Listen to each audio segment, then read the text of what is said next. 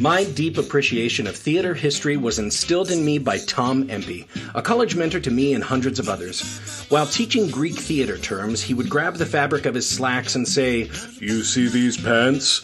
Euripides Eumenides," making light of content that could be considered rather dry and stuffy, while still maintaining respect for the art, which is what I want to do with this podcast. For each episode, I invite a guest from the many paths my theater career has taken me down. I give my guest no idea what we'll be talking about, but they know we're going to find an outrageous story about theater history and perhaps get a better understanding about why we're still doing it after all these years.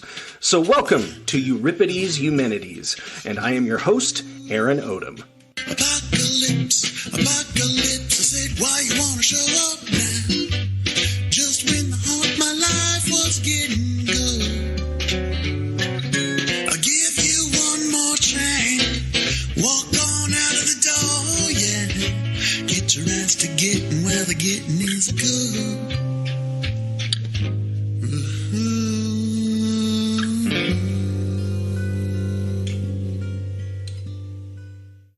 Hello, my friends and listeners. This is Aaron Odom coming to you again from Trident Theater in Sheridan, Wyoming for another episode of Euripides Eumenides, a theater history podcast.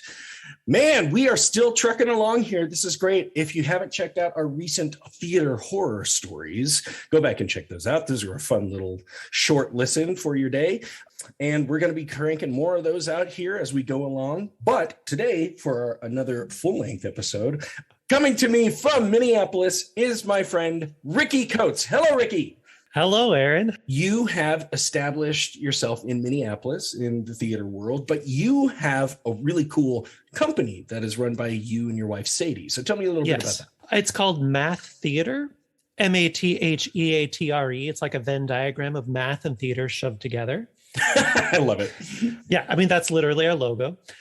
So we use live theater to inspire excitement about math and science. So we put on musicals based around mathematical or mathematicians or scientists, or we also have like a live planetarium musical. So it's like a full dome musical inside of a planetarium about the Voyager mission.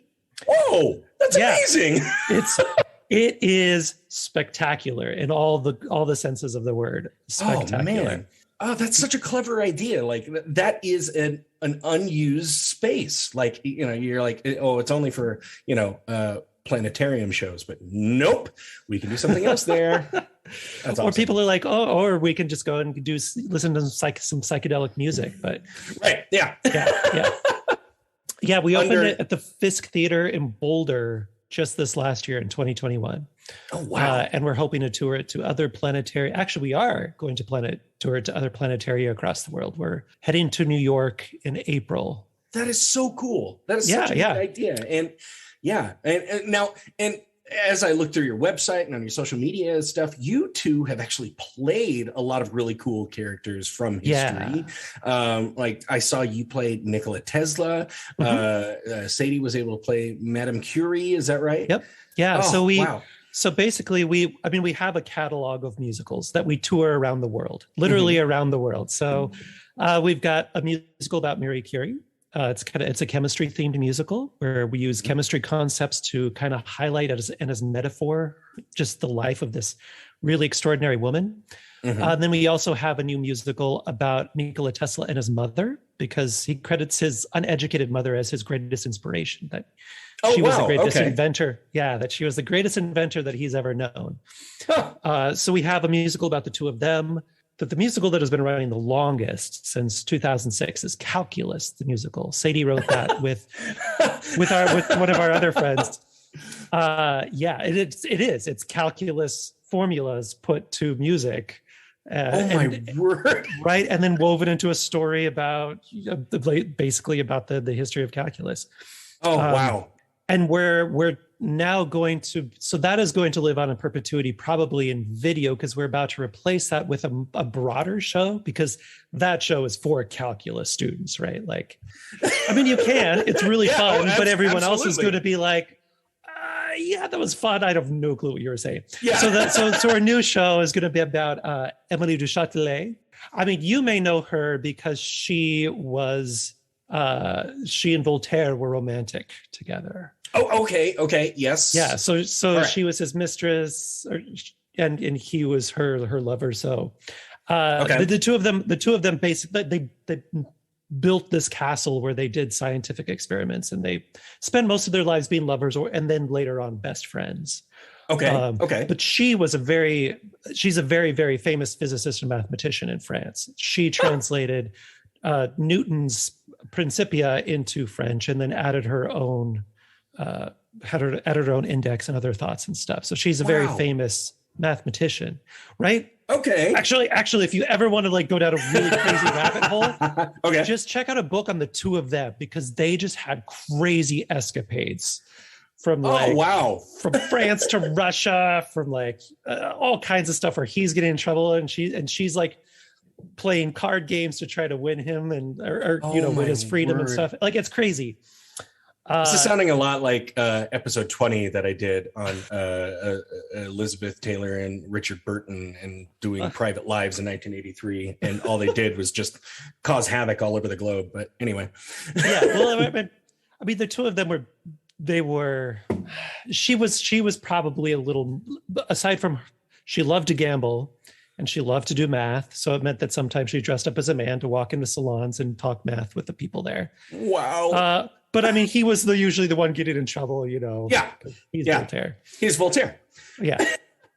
Well, that's amazing. Anyway, I love that. That's so we're gonna do a show about her, and then it'll be a little bit more broad math in general, right? Like the greatest hits of the mathematical world, and we're calling it Amelie's Sarcastic Dramatic Mathematics Playlist. That's easy to put on a t-shirt.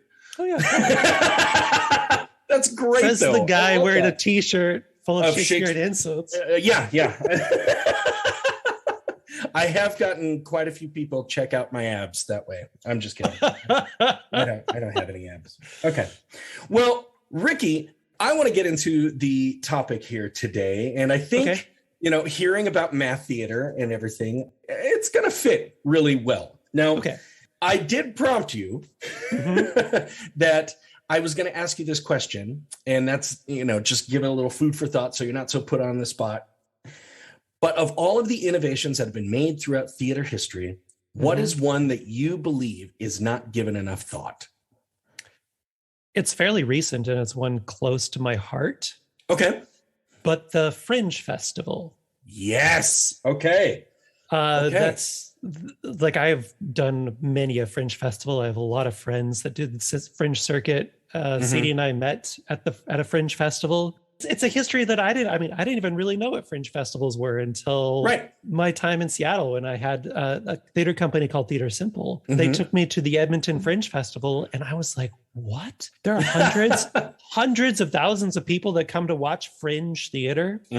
You and I know, because we met doing a Fringe show. It wasn't at a festival, but Fringe theater is basically like, it's the more experimental theater. It's not generally not in the broad big houses. It's experimental theater. Sometimes generally people say it's low budget, but that doesn't necessarily have to be what it is. It's new works, a little more experimental, pushing the boundaries of what theater is. And it's where a lot of young actors and young artists and scenic technicians and everything, that's where they get their start in stuff like this. So So being able to give a lot of credit to that in a broader sense, like, hey, this is part of the theater world too. It's nothing to be scoffed at, I'll say. No, not at all. Yeah. If anyone knows of a Fringe Festival, it's probably the Edinburgh Fringe Festival, right? Like, that is the big one, and that is the oldest one. From what I know, it was established after World War II. So after World War II, Edinburgh was like, we're going to have this big arts festival, and we're going to invite all these really prominent theater people and arts people to come perform there. Yeah. And it caught the attention of uninvited theater people that were like, uninvited theater companies like, well, why didn't you invite me? Because I'm so small and I do theater that you don't deem as like professional enough. Oh, it's not enough. Your bag. Ooh. Right. Like, or it's not commercial enough. But there was this big festival going on at Edinburgh. So they just, used little storefronts, little pop-up places. They made a festival separate from the big arts festival. And that is where the Fringe got its start. Like then they just kind of kept it going. And then the same thing happened in Adelaide, Australia in like the 60s, I think, where also there was this big arts festival where they invited all these commercially professional people. And the companies there were like, we are just as good as these people. We're just not as commercial. So we're going to start a Fringe Festival here. And so they did that. And so now you have Edinburgh and Adelaide, which are now the biggest Fringe festivals in the world. Right. And they're constantly competing on which one is bigger. But now, I mean, fast forward many, many years later, now in the 80s and 90s, now instead of being an alternative to arts festivals, you just have Fringe festivals popping up. And it's a market. I mean, it's a venerable market at this point. Yeah. So like, I mean, I did the Canadian Fringe circuit because Canada has a wonderful circuit of Fringe festivals. Oh yeah. And just a great theater culture anyway. Yeah. And it's all like, and their mission is that it's unjuried. So anyone can apply with whatever they want. It is 100% accessible. So anyone who wants to see a show can see a show. And then the last tenet is that 100% of ticket sales have to go to the artist. Oh, nice. Yeah. You see, like you said, you see some of the best like theater because you see these people like couples just rolling in and putting on a play that they devised in their basement, and it's mind-blowing and amazing. And then you see some of the worst theater you've ever seen. Yep. Which is also completely useful because absolutely, I find sometimes that walking out of a show and being like, why didn't that work? Why was that so terrible? Is just as enlightening as watching something that you're like, that was brilliant. Yep, absolutely. Absolutely. Well, anyway, getting back to the topic today, we're going to be talking about, we probably don't think about these too much because we take them for granted. But I'm going to go back quite a bit. I mean, today's topic does require just a bit of exposition. So here we go. We have to go back quite a ways in history to start. On May 29th, 1453, after 55 days of siege, Ottoman Turks broke through the defenses of the Byzantine capital city of Constantinople and took control of the city. That's a benchmark in history. We all kind of like, I don't remember the time, but the Turks took over and made it Istanbul. Great time for theater. Yeah, great time for theater. Now, while I could go on and on about the aftermath of the battle, what it has to do with the story today is in what left Constantinople. So you see, I was gonna say it was my date because I had a date in Constantinople, but now she's in Istanbul. Oh, sorry, that was amazing. I love They Might Be Giants. You should. So anyway, what happened is, you see, in that city, the scholars had kept and studied many of the classical texts left over from the ancient Greece and Rome. And the sacking of Constantinople was a relatively peaceful transition. Like they didn't, murder a whole bunch of people once they took control of the city. They just went, all right, get out. So they still evicted everyone. Yeah, they kicked them out. They just didn't kill them in mass or burn them or burn their houses to the ground or anything. They're like, so we run the city now and you guys are out. Just go and take your stuff with you. Oh, okay. Just the leaders. Like, yeah. The rest of you peasants can stick around. And and make sure you work for us now. But the people who were running the city, piss off. So many Greek scholars that were forced out of Constantinople, they resettled further west in Europe, and many back in their homeland in Greece. But a large number of them immigrated to Italy and brought the classical texts with them. So this was particularly coincidental, and I'm going to water down history a lot here so we can get to the central topic today. Okay. I have a talent for this on this show where people are like, wow, you really glossed over a lot. I'm like, yeah, but I hit the parts that matter. One of the greatest shifts in culture as Europe transitioned from the medieval age to the Renaissance was a shift from the religious to the secular. Right? So not everything had to be about church. You could talk about what's going on in your daily life.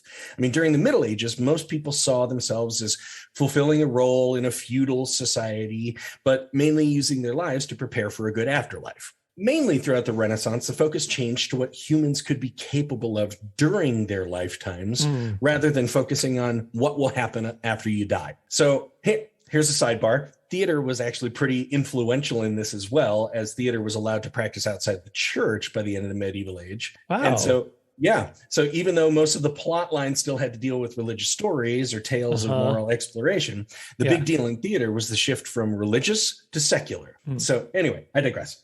Now, most of the people who are shaping this culture of humanism, the philosophy that human acts matter in the present rather than everything has to be to, prepare your room in heaven or hell. You never know which way you're going to go. These people, they recalled that all of this thought about what happens today in the present also happened in the past at some point. Oh yeah, during the Greek and Roman eras. Wait a second. Did some classical text just come on over? Hey, what? Wow, this is amazing. So yeah, for all these Greek scholars emigrating from Constantinople to Italy, like I said earlier, it was a marvelous coincidence. Now, many reshaping the culture got themselves intimately reacquainted with many of the classic works from Greek and Roman eras, and these texts formed many of the schools of thought developed during the Renaissance.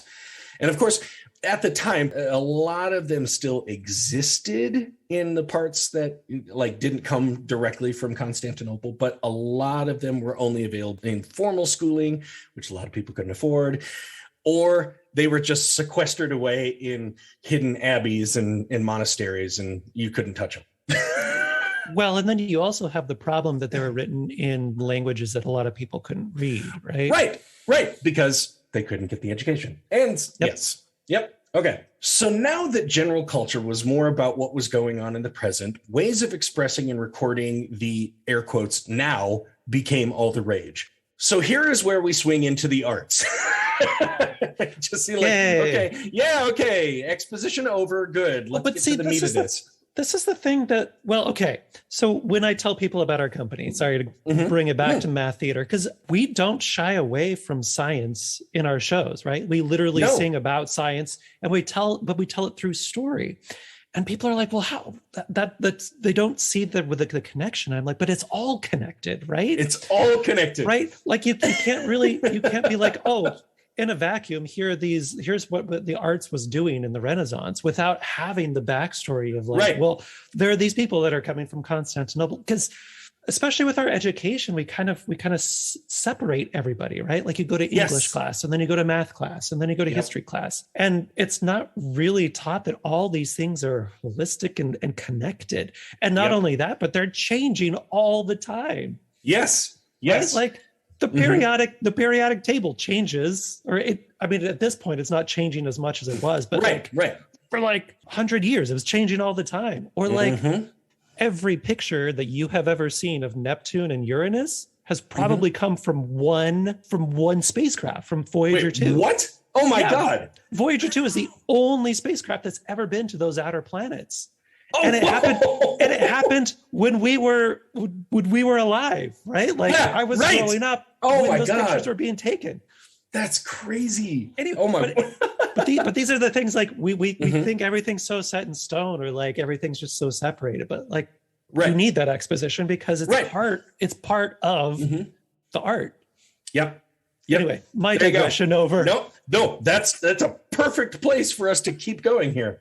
Okay, so as you were saying, visual arts in particular focused on a much more realistic style in recording the world. Okay. I mean, if you compare medieval art to Renaissance art, there is a huge change.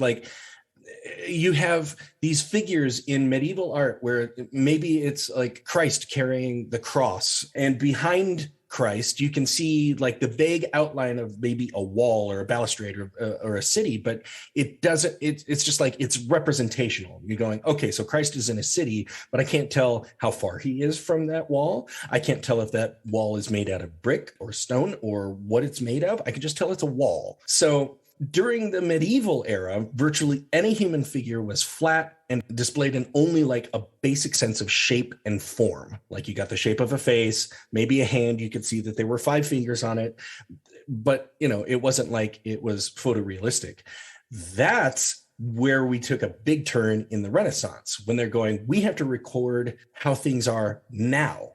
So now I need to get a little bit more photorealistic, and humans were shown with dimension and depth here, meaning that figures could be represented in a 3-dimensional manner on a flat surface. which had almost never happened before. Like one of the earliest things that they looked at was Trajan's Column, which is this incredibly tall pillar, and you can see that there is actually some dimension in the carving. So that's where they went, okay, so we need to take that idea and go. None of this would have been possible without the works and writings of the architect. I get to put on my Italian here. It's great.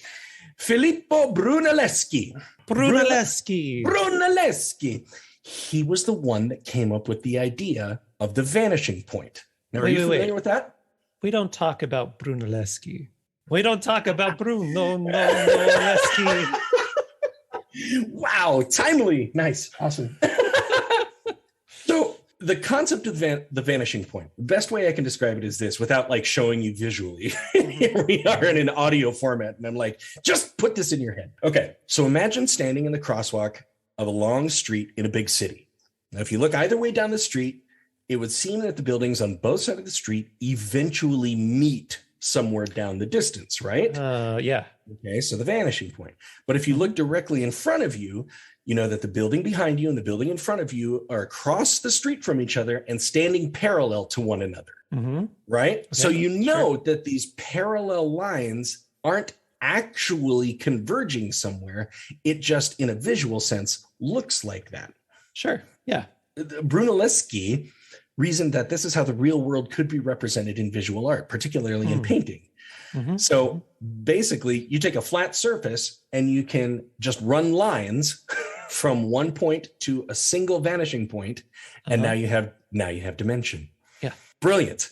Theater, here we go.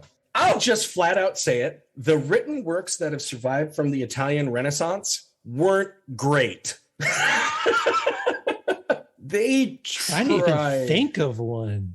Yeah, they're not well done. But their major contribution, in my estimation, there are several. What we got from the Italian Renaissance was Commedia dell'arte. So any of you who like cartoons like Looney Tunes, we couldn't have had that without Commedia dell'arte. Stock characters who we know what they're going to probably do. We know how the thing is probably going to turn out. They're just given a different set of circumstances all the time. And they're constantly performing physical comedy, which they called Lazzi, which we as audience are like, oh, I can totally see what's going to happen. Oh, man. Oh, he's going to climb up that ladder and it's going to go nowhere. Okay. We got opera, which now is more of a music study, even though it's performed written dialogue work, architecture of the theater space, and scenic design innovations. And that's where we're headed today. So from science, from visual art, we get Italian artists really pushing the envelope here and going to some incredible lengths just to establish perspective. Nice. Here we go. So, like I said, we're not really going to talk about Commedia or opera today, but Commedia I could see being in its own episode in the future because it's just really fun to talk about. Oh, heck yeah. So, let's talk architecture. Okay. But this is one of those places where those of us in the present have a hard time understanding why it took so long for ideas to change. I mean, I don't know. I feel like ideas are really hard to change now anyway.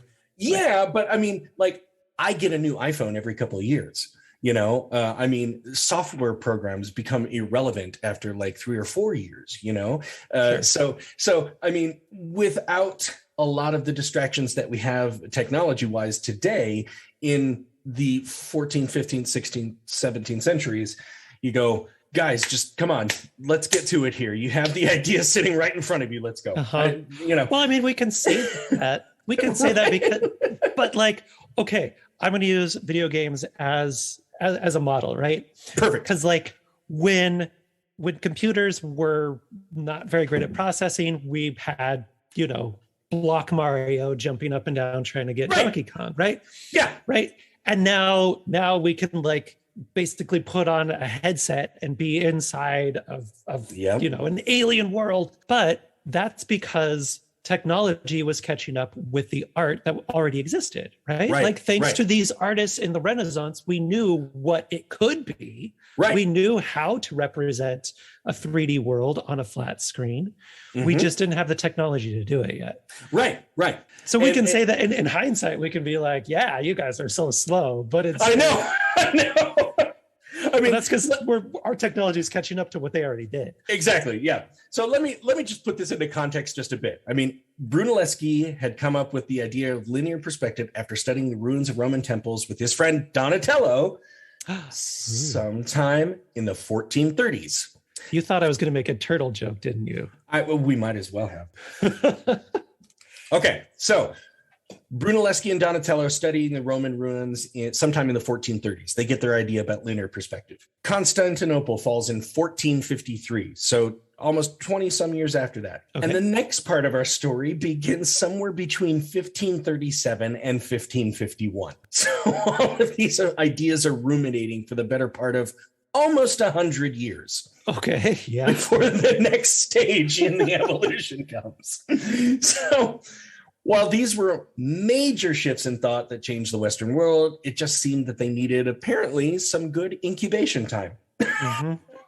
And that's I mean, there was nothing else going on in those days, right? But, like, no one was scared about, divine retribution. Right. No one was really like fighting to survive. Right, artists were getting paid so well that I'm sure they weren't starving. And just trying to figure out how to put there was nothing else going on. I mean, the thing about it though, like if you look at different things, like it's even harder to understand like how these changes in thought didn't occur quicker, because you have the Gutenberg printing press that started in 1440, and by 1500 printing presses were all over the continent. Some 20 million volumes had been printed and were out there for circulation. But like I said, that's just my snobby 21st century brain taking all of this for granted. Also, like if you and I were to do this back in those days, like I would have to write you a big long letter being like, hey Aaron, like here's my thoughts on here's my thoughts on theater development, and you would be like, hey Ricky, here's some exposition for something, right? But we would have to like give them to a courier, and that courier would have to like write off, and it would take years for us to have the conversation that we're going to have in the next hour, right? Good thought, Ricky. Here, carrier pigeon, go. And that would be the fast way. That would be the fast way. Pigeon would be the fast way to do it. Yes. I'm expecting a ship to come. Okay. So now, as theater artists looked at the classic texts, they realized that the current technical methods of presenting plays of antiquity and potential new plays to be inspired by these works just simply didn't exist. So they had some more thinking to do about how to present plays that appeared to take place in realistic environments. So, I mean, the practicality of building actual locations on a stage was just, it was not cost effective, obviously. So if I'm going to have a play that takes place in front of a courthouse, well, I've got to build something that represents a courthouse, but still at least looks real, because that's what we're all thinking about right now. Yeah.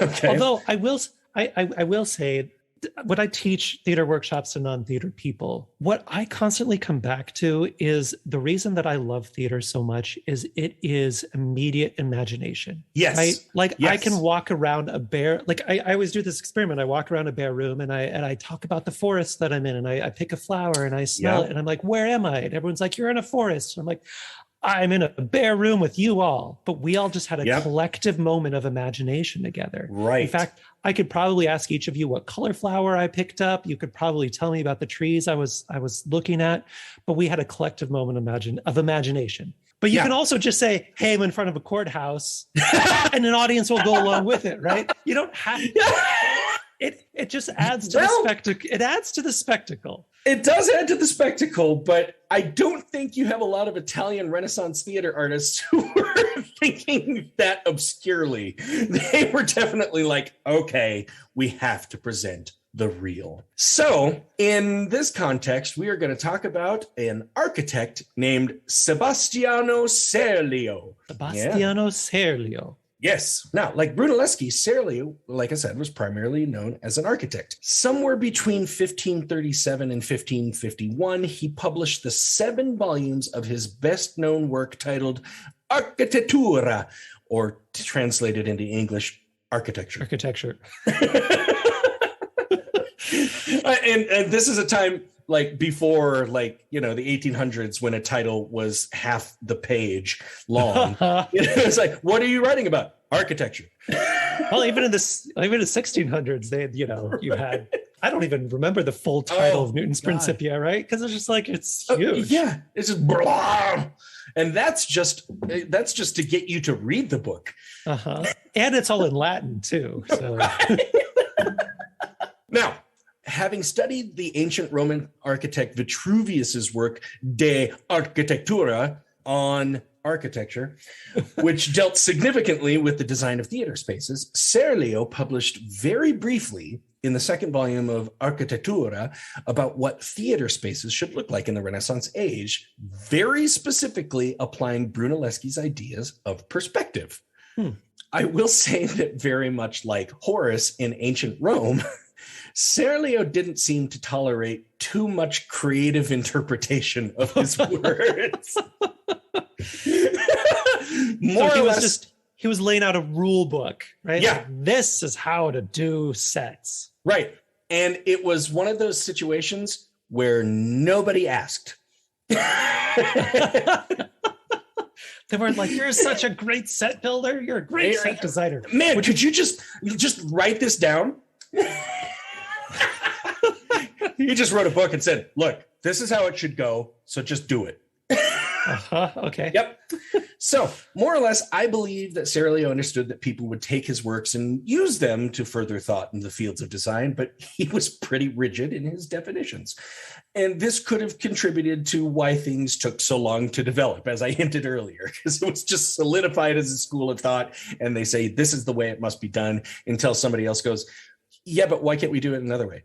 I've got a question. Like, sure. Did people just follow what he said? Or were they like, okay, that's your opinion, dude. Like, right? Like, I'm just wondering how powerful was his rule book to the people that were already practicing? I think because the rest of the 7 volumes, he classified the schools of architectural thought. And he said, these are the 5 ones. So it's like, you know, you've got Ionic and Doric and, you know, all of the different kinds of style.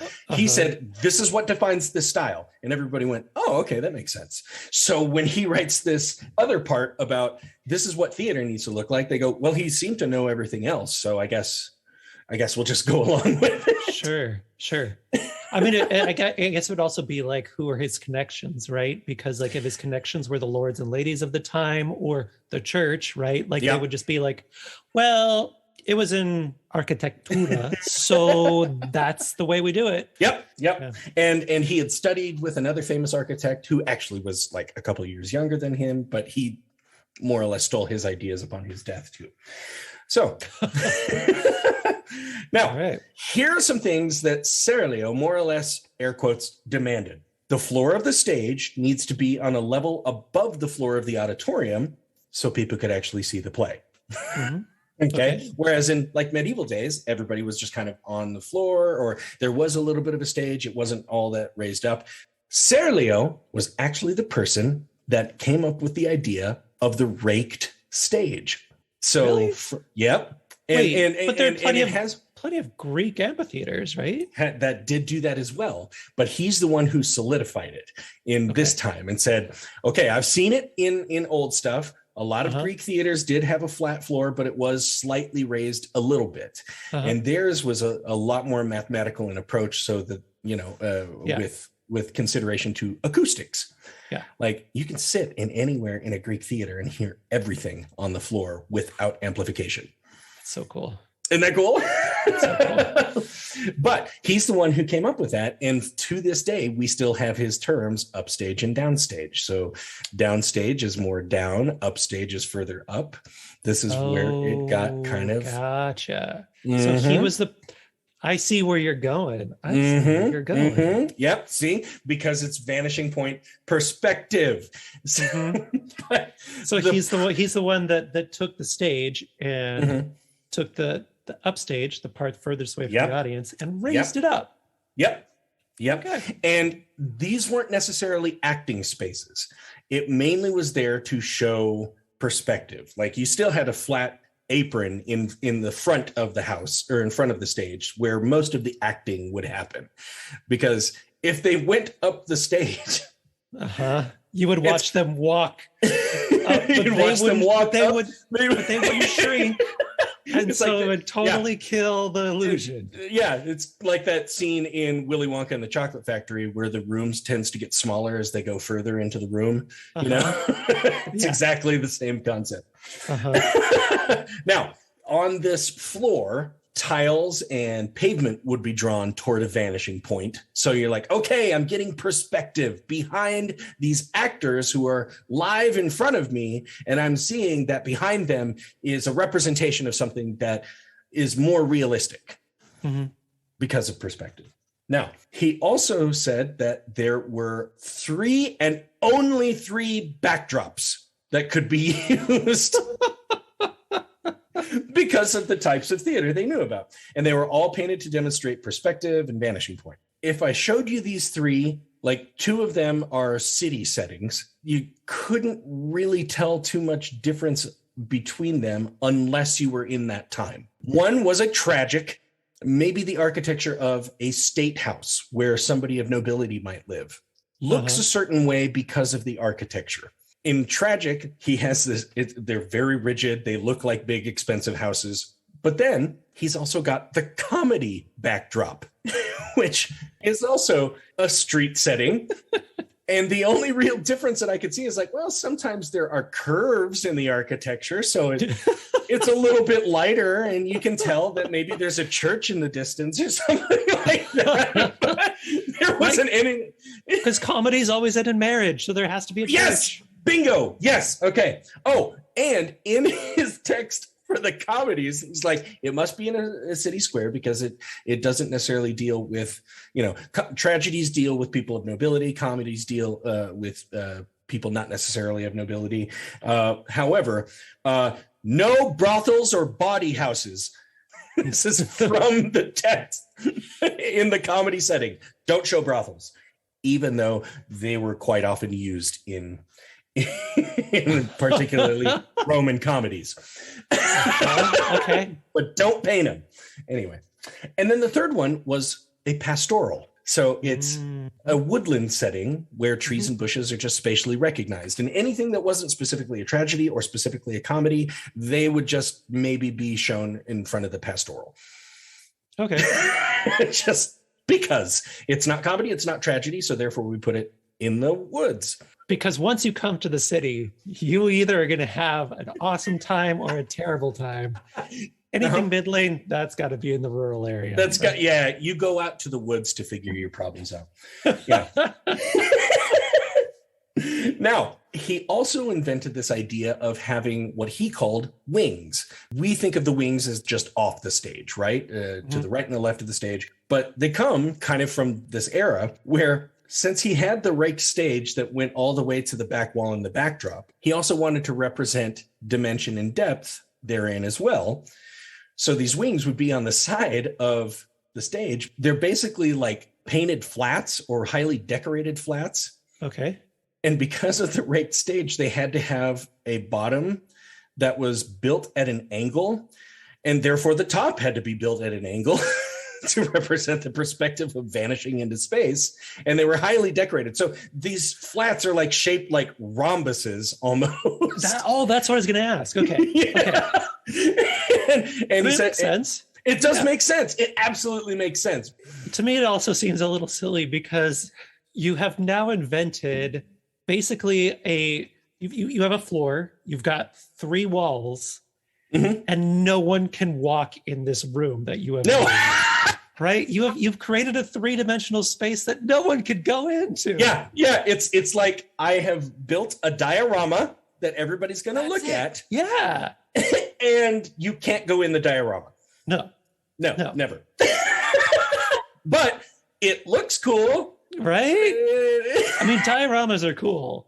They are cool. Pretty cool. They are very cool. Now, I'm going to get away from just the stage design stuff a little bit and actually go into the theater architecture part of the contributions, because this, Ricky, this will start blowing your mind a little bit, like the lengths that people went to. And I'm going to send you a few pictures here. Okay. The first one is the Teatro Olimpico in Vicenza. Okay. Have you ever heard of this? No, but I've been to Vicenza. There we go. Just this last year. Okay. Taken from Vitruvius's writings, this building was to emulate the standard Roman theater. So if anybody's ever seen a Roman theater, basically it was, they took the auditorium idea from the Greeks, had kind of like a semicircular set of like stands for seats, kind of built into a rock wall. But the stage was actually raised maybe 2 or 3 feet off the ground. And it had like this 2 to 3 story permanent backdrop. Okay. Ooh. Yeah. So it looked like a street setting or a palace setting, depending on how you decorated it. Was it painted or was it sculpted? It was sculpted. It was actually permanently sculpted into the rock, or, you know, they built columns and had this elaborate, permanent, hard fixture backdrop. Now, this, Teatro Olimpico was finished in 1584, and the backdrop actually had 5 alleys running from the stage, running behind the stage and off into the distance. So these are 3-dimensional alleys that you can just run down. Well, I'm going to go ahead and send you a picture of the Teatro Olimpico. I want you to just kind of describe what you're seeing there. Okay. Wow. Okay. So I'm looking at, I mean, for anyone who's been to like Italy or like a fancy opera, so you have like the ceiling is decorated. It's got tiles that look painted. Yep. The walls themselves have statuary in them. And yeah, there's like, okay, so there's center stage, like up center, that seems to go basically be an alleyway that just goes into the distance. Yep. So that the stage there is maybe about, I think it's 18 feet deep, as I read. Okay. So the alleyway behind that goes directly off center stage is about 40 more feet. What? Yeah. No way. Because then off stage left and stage right, there are 2 more alleys, but they are angled so that you can't see where they go. Yep. And they all have raked floors. Yeah. And the one in the center has a raked ceiling, so it's going downward to a vanishing point. Yeah. And down these alleyways, there are no exits. So, yeah, because I guess if it's as raked as it looks, right? Because to me, it looks painted. It doesn't look 3-dimensional at all. It looks like a backdrop of an alley. So if that is 3-dimensional, there's no way you could walk down that, because you would be Willy Wonka. you'd be the amazing growing man. Getting giant as you were like walking up instead of back. Exactly. Yeah. And the only place you can leave that stage is off of stage right. And this took about 20 years to build. And I can see that if it's all 3-dimensional. The original architect died before it could be completed, and one of his apprentices finished it. Very Italian. Yeah. And here's something amazing about this. It has a 3,000 seat capacity. Whoa, seriously? Yeah, because it has that Greek amphitheater style. So, you know, it's raked seating and everything, and it's all just flat stone benches that are in semicircular patterns. So it's, Wow. But how many different, plays could be staged there? Any number. Sure. Why not? As long as they take place in a city. In a city where you can only enter and exit one place. So primarily today, it's a concert hall. Sure. Gorgeous. It is. It's absolutely gorgeous. As far as practicality. Like imagine... For those of you who are listening, just imagine what you like an opera hall in Italy, right? Like just imagine the statues, imagine the colors, Imagine the ceiling. That's what I was looking at. Yep. I mean, it's absolutely gorgeous, but fairly impractical. Now, the next one I'm going to show you is the Teatro dell'Antica in the town of Sabbionetta, which was finished in 1588. Okay. Now, this is designed by the same person who finished the Teatro Olimpico. And this one took the idea of perspective just a little bit farther. So I'm going to send you a couple of these. This one only has like a 250 seat capacity, but I'm going to send you that picture here. Okay. So it's semicircular. There are columns. Oh, yeah. All around it with at the very top of the columns, you see the statues, presumably of Greek gods looking down or whatever. Yep. And then below those columns, you have, gosh, it looks like the Roman Senate, right? Like, yeah, because there's a door in at the bottom of this very back. And then on either side of it, there are these semicircular, looks like benches. Yeah, they're like terraces. Up. Yeah. And that's where the audience sits. Yeah. That's where the audience sits. That makes way more sense. Okay. And you can only fit 250 people in there. But it was the idea of like being able to have people sit in different places and still be able to see perspective on the stage. So speaking of perspective on the stage, so now you're looking, if you're sitting in the audience and looking at the stage. Now I feel like I'm looking at a street, but I feel like I'm the size of a mouse. Yes. Yeah, like I'm the size of a mouse, and there's these giant towering buildings above me. Yep. So you can kind of see there's a little bit of an area for the actors to actually perform. And there are two buildings, one on each side of the stage, where behind it, there are exits for them to go on and off stage. But behind those buildings, there's even more sets of buildings. The stage is raked. That's right. Yep. And the buildings are built to grow to smaller dimensions as they reach closer to the vanishing point. Yeah, I would imagine that if I was standing next to those buildings, I would just, you'd look at the roof, and the roof would probably be at a 45-degree angle. Right. So 250 people can witness this one very rigid street scene. That you can kind of see there's a place for like a backdrop that you could hang Serlio's painted backdrops, but everything is running directly to one vanishing point, and the buildings are just, it's almost like, it feels like they're mini golf buildings. Yeah. but if you all were slanted so that it looks like they go off in a distance, right? Yes. Yeah, exactly. Yeah. So cool idea. You'd be like, wow, that's really cool. And then you would go to actually putt, and you'd be like, the ball keeps rolling back to me because I'm trying to putt uphill. So I'm going to send you one more, which it actually is pretty cool and kind of goes, it's a transition back into how we do scenic design stuff. Okay. This is the Teatro Farnese in Parma, which was completed in 1618. Okay. So I'm going to send you a view of the seating area first. So if you're looking at, like, you're standing on the stage, you're looking out at the house. Oh, okay. So it's another huge semicircular amphitheater. And it's got a big floor, giant columns. Yeah, huge. If that's a person standing in that doorway, it's a huge floor. Yeah, like you could have like a dance company of like 50 people running around down there at least. And there are some really cool innovations that I'm going to tell you about with this one. But here's a view of from the audience to look at the stage. Okay, so I feel like I'm at a hockey game. I know. Because there's this huge flat stage about the size of a hockey rink. Yeah. And in the back, it looks like there's a proscenium where you could have backdrops. Yep. And you just hinted at something. This is often credited as the first theater in Europe to have a proscenium arch. Really? Yeah. 1688. Oh, wait, 1618. Yeah. 1618. Okay.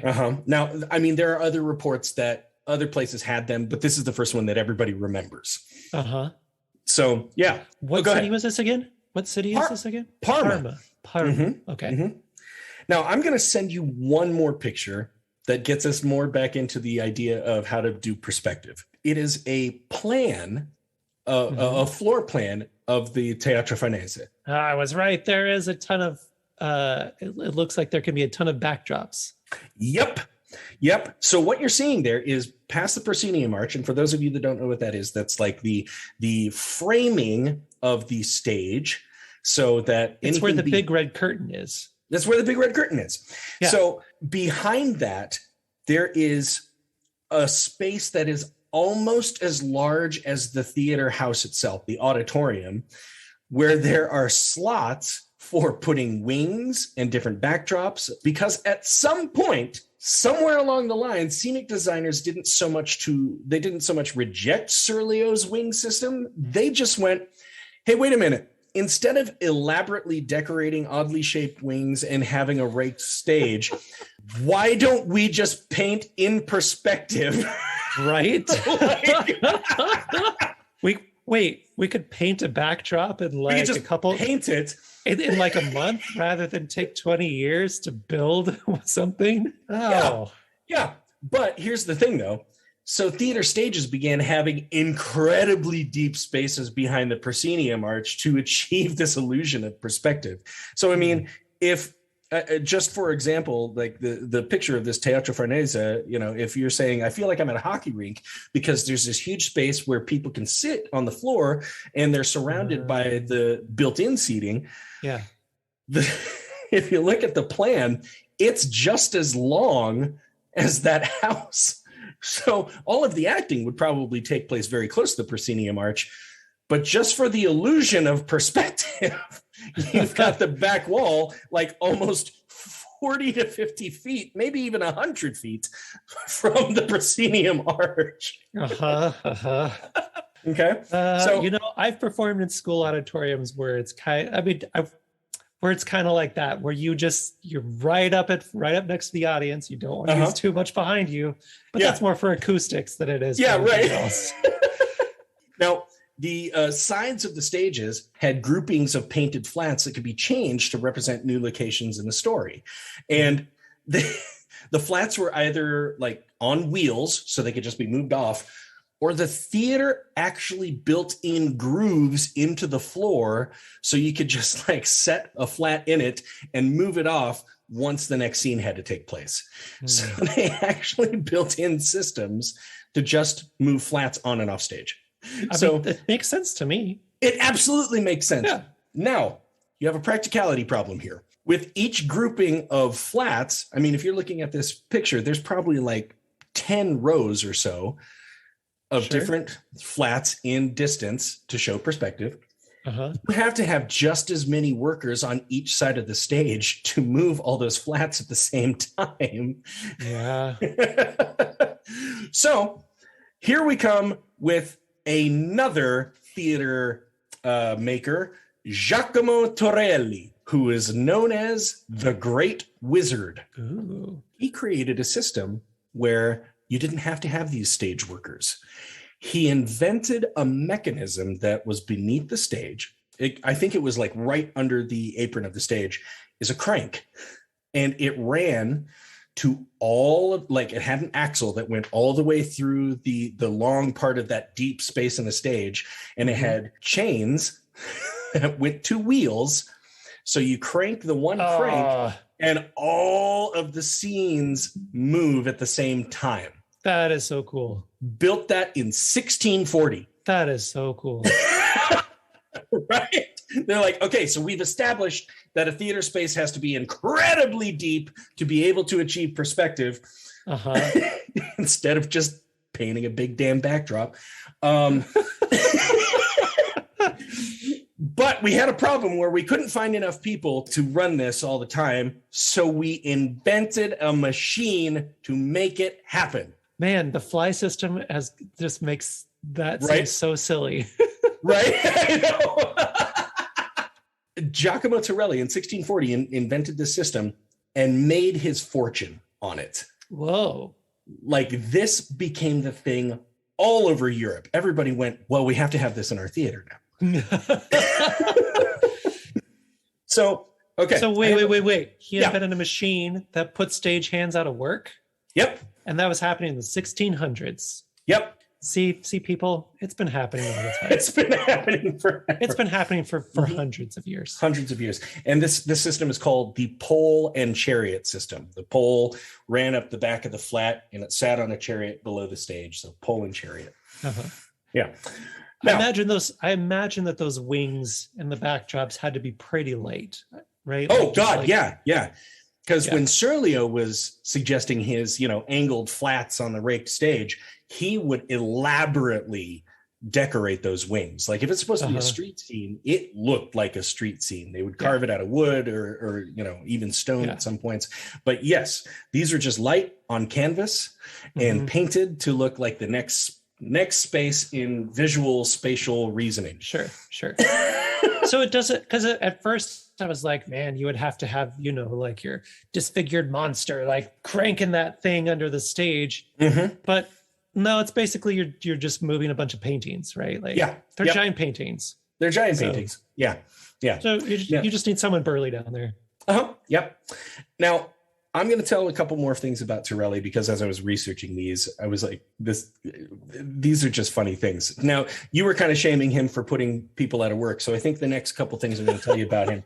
I wasn't shaming him. I was just observing. Just observing the systemic undervaluing of stage workers. Sure. Or it's just like, if this is the development that we're going to have, then we're going to use those stage workers for something else, right? Yeah. There'll be painters now, so we can do more theater. Yep. Okay. Or they're going to have to like oil the pole and chariot. Oh, yep. Now we've created a new job: the technician, the maintenance person. I love it. Okay. Here's a big quote. In 1645, Torelli, now internationally renowned, was invited to Paris to stage an opera sponsored by the royal family. So the royal family asked him to come do an opera for them. Okay. When he found out that he was expected to work on this with an Italian Commedia dell'arte troupe, he considered it an indignity and unavailingly protested to the Queen. See, you do need to do an episode on Commedia now. Yep, absolutely. Because for me, I'm like, okay, I could see that, right? Yeah. But like anyone else is like, why is that an indignity?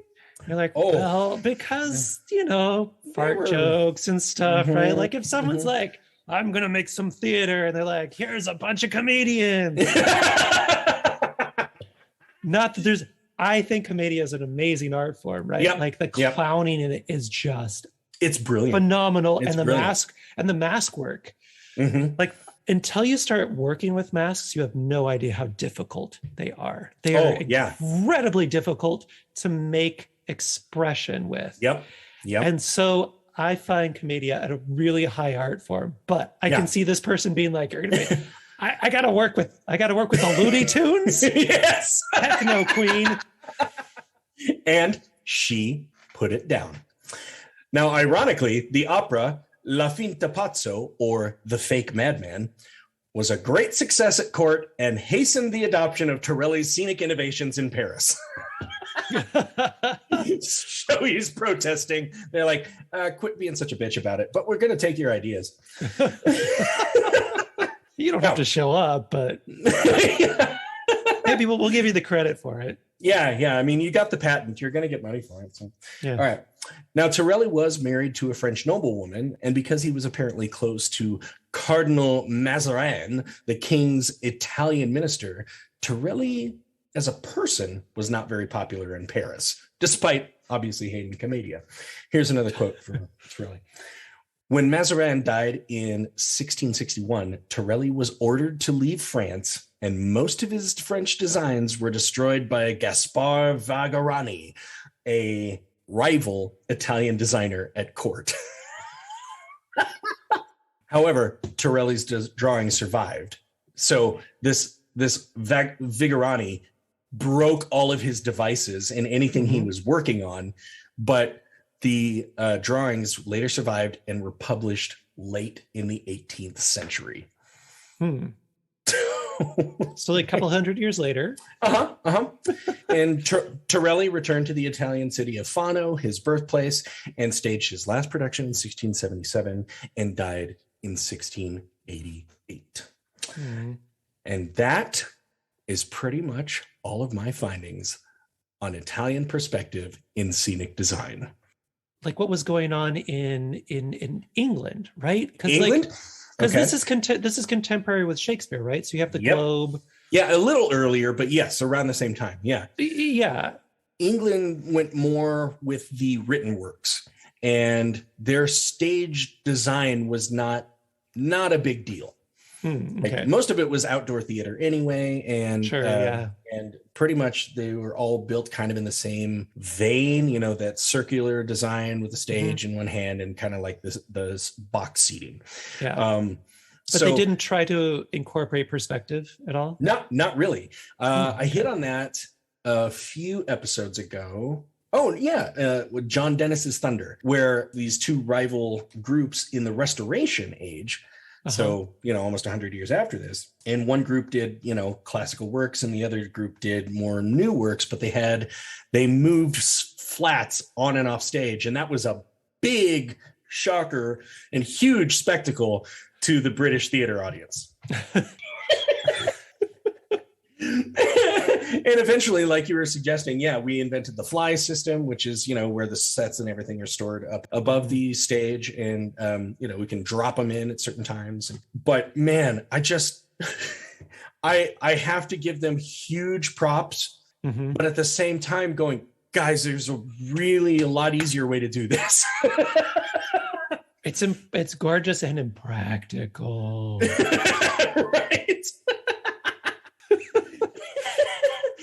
Like, can we use the raked stage? No, just don't. Yeah, it ruins, like you said, it ruins the illusion completely. Unless you have the power to gradually shrink yourself as you go away from the stage.